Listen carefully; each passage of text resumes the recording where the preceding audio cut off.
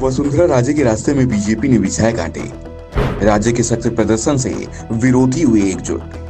PM Modi के नाम पर वसुंधरा को रोकने की कोशिश। राजस्थान में वसुंधरा राजे सिंधिया बीजेपी की सबसे लोकप्रिय नेता हैं। ये बार बार साबित हुआ है। हाल ही में वसुंधरा ने अपना जन्मदिन मनाया था और उसी दिन बीजेपी के प्रदेश अध्यक्ष सतीश पुनिया ने विधानसभा घेराव का कार्यक्रम तय कर दिया। एक ओर वसुंधरा राजे सिंधिया चुरू के सालासर में सख्त प्रदर्शन कर रही थी, तो दूसरी ओर सतीश पुनिया जयपुर में अपनी ताकत दिखा रहे थे और इस शक्ति प्रदर्शन में वसुंधरा गुट भारी पड़ा। वैसे बात मीडिया कवरेज की हो तो सतीश पुनिया भी पीछे नहीं रहे। 4 घंटे तक राजस्थान में सभी टीवी चैनलों में बीजेपी का विरोध प्रदर्शन ही छाया रहा है। बीजेपी के 70 में से करीब 23 विधायक इस विरोध प्रदर्शन में शामिल हुए।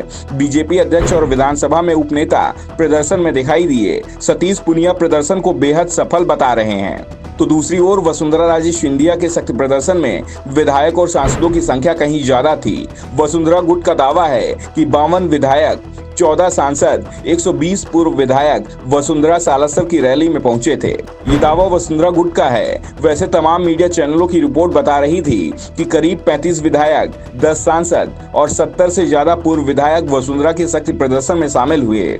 यानी वसुंधरा का शक्ति प्रदर्शन बीजेपी के शक्ति प्रदर्शन पर भारी पड़ा, क्योंकि वसुंधरा का कार्यक्रम निजी था और एक निजी कार्यक्रम में उन्होंने अपनी ताकत दिखाकर एहसास करा दिया कि उनके बिना राजस्थान में बीजेपी की जीत बेहद मुश्किल होगी।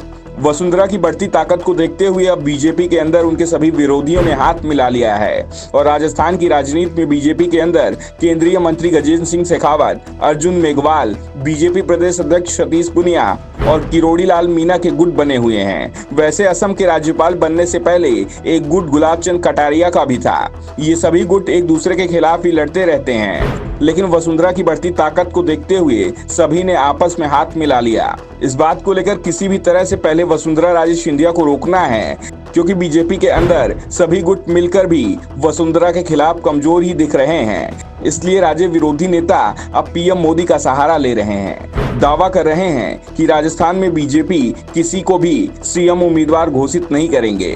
पीएम मोदी के चेहरे पर ही चुनाव लड़ा जाएगा। पार्टी हाईकमान भी साफ कह चुका है कि चुनाव पीएम के चेहरे पर ही लड़ा जाएगा।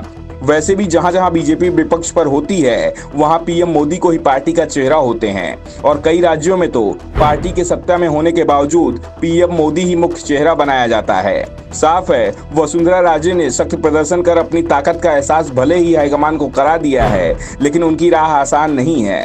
राजस्थान बीजेपी में पड़ी फूट का एहसास इसी बात से होता है कि बीजेपी के दिग्गज नेता एक साथ नहीं दिखाई देते हैं। 2019 के लोकसभा चुनाव के बाद से सिर्फ एक मौका आया है जब वसुंधरा राजे सिंधिया और सतीश पुनिया सार्वजनिक रूप से एक मंच पर दिखाई दिए हों। वो मौका भी इसलिए आया था क्योंकि पीएम मोदी राजस्थान पहुंचे थे।